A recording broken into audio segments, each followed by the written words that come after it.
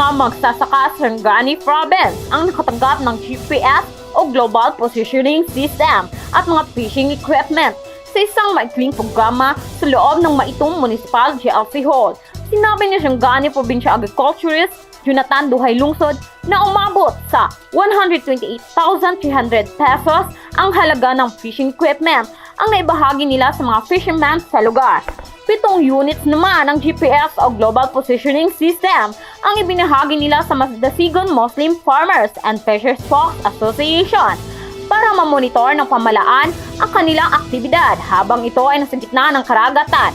Namahagi din ng mga life vest jackets ang Office of the Provincial Agriculturist o OPAG para naman mailigtas ng mga fishermen ang kanilang sarili kung sakaling maabutan ng sama ng panahon habang nangisda.